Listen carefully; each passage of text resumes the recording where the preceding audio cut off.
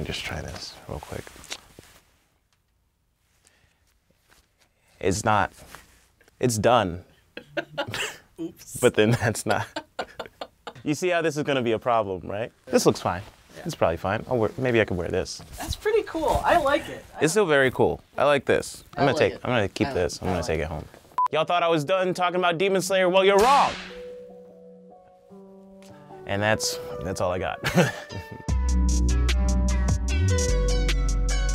If there's anything I've had to learn and accept about myself in the past few years, it's that I'm not really smart or cultured in any way. I don't really like museums, and there was a period of my life where I read a lot of poetry, but I was mostly pretending I wanted to do something more intellectual with my life than go on stage and tell jokes about dying on an airplane every night. And one of the most difficult things about being an anime fan is that we're forced to pretend it's this highly intellectual art form and that we're learning all about Japanese culture, but frankly, there's very little that is distinctly Japanese about most anime that makes it to the United States. I mean, like, most of my favorites might be loosely based on versions of Japan, but that's usually only in appearance and not so much in content. Like, most of the Dragon Ball series is based in outer space, or at least focuses on things and people from outer space, and the source material is Chinese. A lot of Cowboy Bebop happens on Mars and other planets, while Earth, which includes Japan, is mostly a wasteland.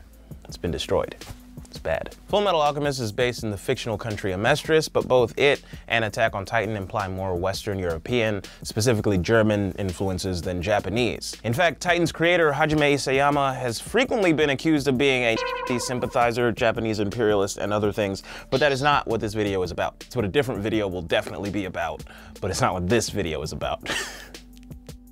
Please don't talk to me. Do not at me. This lack of Japaneseness is a precedent set early on in the globalization of the anime industry by Osamu Tezuka, the Walt Disney of Japan, creator of Astro Boy and Kimba the White Lion. It's a trope called mukokuseki, Japanese for statelessness, and it explains why so much anime features racially ambiguous characters that could be marketed just about anywhere in the world except Africa. Naruto's creator, Masashi Kishimoto, has commented on the trope, claiming Naruto is drawn blonde to open up the door for him to be played by a child of any nationality outside of Africa. And that complicates things for those of us arguing Ghost in the Shell should have been led by a Japanese woman, but Scarlett Johansson has spoken, and unfortunately, history has shown she will speak again. Someday I'm gonna regret that joke, probably. I'm gonna meet Scarlett Johansson, she's gonna be like, you know, I'm a big fan of anime. But not you. Mukokuseki at least partially explains the huge anime eyes, wild hair colors, and characters like All Might and Hercule, who are clear parodies of Americans, but who exist inconspicuously next to other more culturally muted characters. I say all this to say that for all the Japanese culture we're presumed to know as anime fans, it really isn't as spoon-fed to us as everybody thinks. People love to drop random Japanese words in conversation, and I'm so tired of explaining that I'm not a f***ing nerd, bro. Okay, no, but my point is that there's still a divide in how much Japanese culture creators think we're willing to take in as American fans. To the point that, at least anecdotally, the shows I watch that lean most heavily into Eastern influences are the American ones, like Afro Samurai and at times the Boondocks, while around the same time, Samurai Champloo was using hip-hop culture to grab onto a Black American audience whose attention they frankly already had. Although I do appreciate being so formally acknowledged as a viable consumer demographic.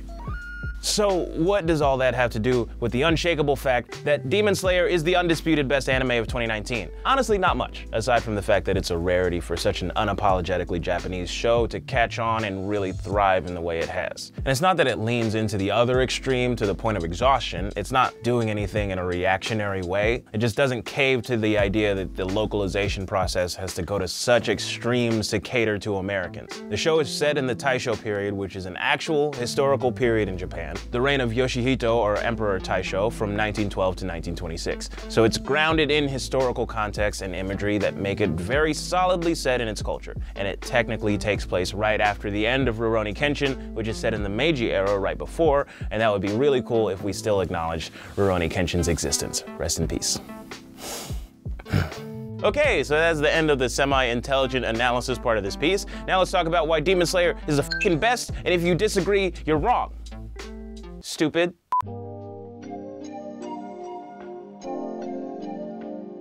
Demon Slayer is the story of Tanjiro Kamado, a literal hard-headed boy with an incredible sense of smell, whose entire family is slaughtered by demons, except for his younger sister Nezuko, who is transformed into a demon herself, which does two very important things. It establishes that demons are a terrible scourge on Taisho Japan, but also that maybe demons aren't so bad. Nezuko learns to resist her demonic thirst for human blood and instead prefers to sleep her injuries and her hunger away in a box on Tanjiro's back, which kind of sounds like depression. But they probably didn't believe in that back then, so forget I said anything. This show is the first to really grab my sustained attention since every manga I read in 2004 got an anime adaptation at the same time, but unlike some of those anime, signs point to a Demon Slayer actually ending at some point, even if that is several seasons down the line. Demon Slayer is basically Blade with demons instead of vampires, but they're demons that drink human blood, so at some point we have to just stop splitting hairs and accept that they're the same thing, and let this serve as a reminder that an anime adaptation of Blade would shake the black community to its core. But it exists already. Huh? Yeah, they did this whole thing with Marvel. Like, there's Marvel anime. Okay, well, the black community did not hear about that, so... I don't know, y'all are slipping. Sorry, I'm sorry. What, y'all? What? I'm sorry, excuse me? The show starts out feeling like it'll be a lot of the same every episode. Tanjiro stumbles upon a demon terrorizing a village, struggles for a little while, and finally perseveres and cuts off his head. But then, everything gets all f***ed up when we realize there is a possible end to everything. After Tanjiro's fight with a multiplying swamp demon who steals young girls, he's the demon that I mentioned in the previous video. He learns of the 1,000-year-old original demon and anime Jack White, Kibutsuji Muzan, whose death would release every other demon from its curse. Muzan is also allegedly the only demon whose blood has the power to create other demons, which means he's both directly involved in killing the Kamado family and turning Nezuko into a tiny shrinky demon, which means this is personal. Tense music. Killing Kibutsuji Muzan would not only turn Nezuko back into a human and make it so the main female protagonist can actually speak, but it would also give the remaining members of the Kamado family some much-needed closure after 2 years of training for this exact purpose. Tanjiro even has an encounter with Muzan soon after learning of his existence and runs into an immediate roadblock. This bitch got kids! What?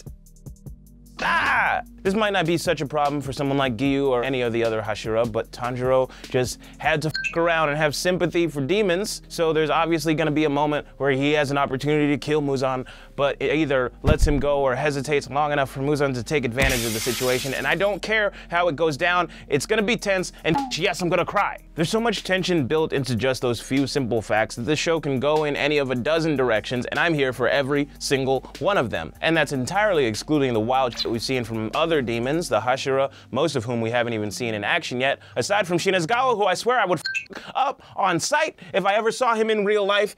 F you and your whole family. I don't give a f what happened in your life. You don't stab a girl in a box like that, bro. Please. I'm sorry.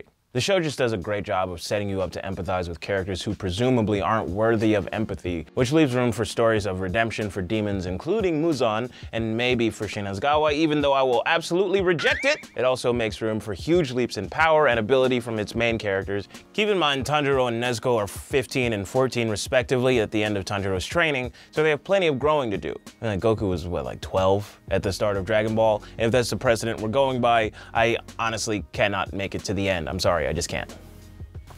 I can't. From a more realistic perspective, Giyu Tomioka is 21 and one of the 9 Hashira, the most powerful swordsman in the Demon Slayer Corps, and a position formerly held by Urokodaki, trainer to both Giyu and Tanjiro. All this is to say that we can conclusively expect 6 seasons of this show, no more, no less, no questions. In those definitely 6 seasons, we can expect Tanjiro to get a better handle on his water-breathing techniques, but even more so, I hope to see a lot more of him working in tandem with Nezuko's blood art to master the dance of the fire god. On top of all this, there's so much potential for Zenitsu to stop being a little baby and learn more than one thunder-breathing style, and for Inosuke to grapple with being a stand-in for the entire concept of toxic masculinity, which I said in the last video and I stand by it.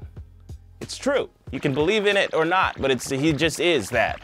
I'm sorry. For all its incredible storytelling and set pieces that are all at once predictable and still engaging, we have to acknowledge one very significant piece of history regarding anime as an import to the US. In the early days, anime that wasn't widely distributed was smuggled in by way of military personnel stationed in or near Japan, and much of it went untranslated, so fans would watch and invent their own storylines that may or may not have been corroborated by the actual dialogue. All that is to say that Demon Slayer is such a visually impressive anime with some of the best animation I've seen in years, boosted by little touches like Tanjiro's water-breathing technique, which emulates the Great Wave off Kanagawa, a pretty well-known painting by Katsushika Hokusai that you've probably seen mostly on sweatshirts at Uniqlo. So having a great story is honestly kind of extra. The second season of One Punch Man has shown us that it's more than enough to get one of the two. And with its real historical setting reflected in its incredible animation, the point I'm trying to make here is that Demon Slayer is not only one of the best new anime of the season, but it's also a great show to watch for any weebs who want to pretend they know anything at all about Japanese culture for their uninformed American friends. I'm Yodoya Travis, and this is Getting the Robot, made in NYC because we can't move to Japan. Unless we want to beat the f***ing shit out of Shinagawa.